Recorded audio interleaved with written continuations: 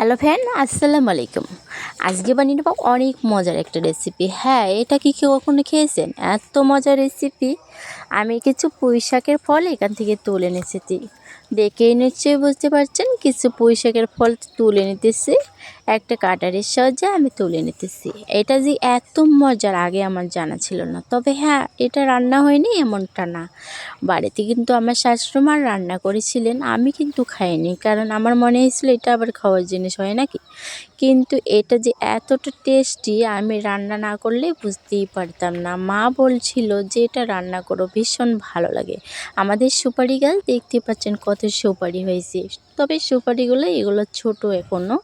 এইদিকে অনেক পুঁই শাকের ফল হয়েছে। এত কচি কচি ফলগুলা দেখে আমার মনটা চাইছিল যে হ্যাঁ রান্না করি, দেখি একবার টেস্ট করে, যদি ভালো লাগে তবে কিছু ফল আমি কেটে কেটে নিলাম। আর এইদিকে দেখতে পাচ্ছেন আমাদের অনেক লাউ শাক হয়েছে গাছে। তো আমি এখন ফলগুলোকে কেটে নেব। এখানে কচি কচি দেখে আমি কিছু পুঁই শাকের ফল নিয়েছি কেটে। তো পুঁই শাকের ফলগুলোকে কীরকমভাবে কেটে নিতে হবে আমি আপনাদেরকে দেখাচ্ছি। তো এরকমভাবে ছেড়ে নিয়ে তারপর কাটারি দিয়ে মাছ বরাবর আমি এরকম করে কেটে নিতেছি। আপনারা দেখতেই পাচ্ছেন কত সহজভাবে আমি এগুলোকে কেটে নিচ্ছি। সবগুলো ফলকে আমি একইভাবে কেটে নেব। আর এটা আমার কাছে মনে হয় কেটে নিলে খুবই ভালো হয়, কারণ আমার শাশুড়িমা এরকম করে বানিয়েছে, অনেক ভালো হয়েছে দেখতে, শুধু খাওয়া হয়নি। কিন্তু মা শাশুড়িমা বলেছিল অনেক ভালো হয়, এটা একবার হলেও রান্না করে খেয়ে দেখো, খুবই ভালো। আর যেই বলা সেই কাজ। যখনই মা বলছিল আমি সঙ্গে সঙ্গে গিয়ে কিছু ফল তুলে নিলাম।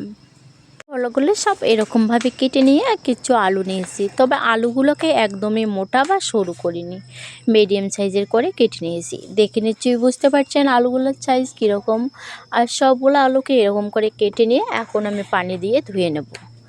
এটা যেহেতু গাছের ফল, ততটা ধোয়া কিন্তু হয় না, কারণ 3 থেকে 4 বার ধুয়ে নিলেই হয়ে যায়, কারণ এর মধ্যে কি আর ধুলাবালি থাকে। তারপরেও 3-4 ধোয়া আমি দিয়ে দিয়েছি।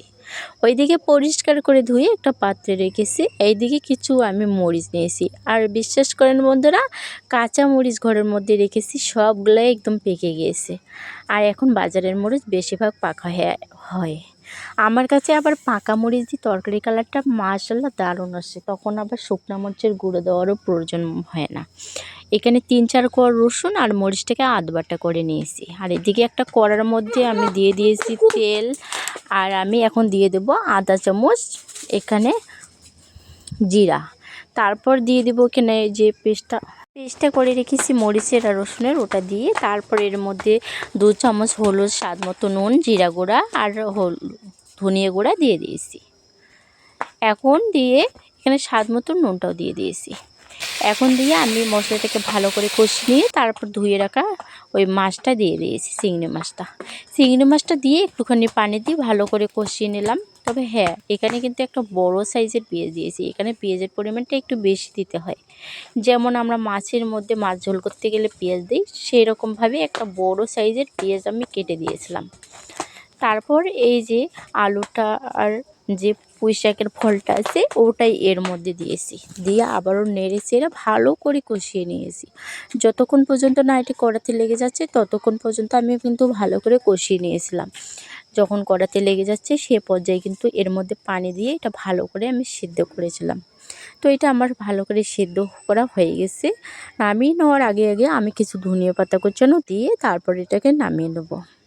এখন আমি এটাকে নামিয়ে নেব।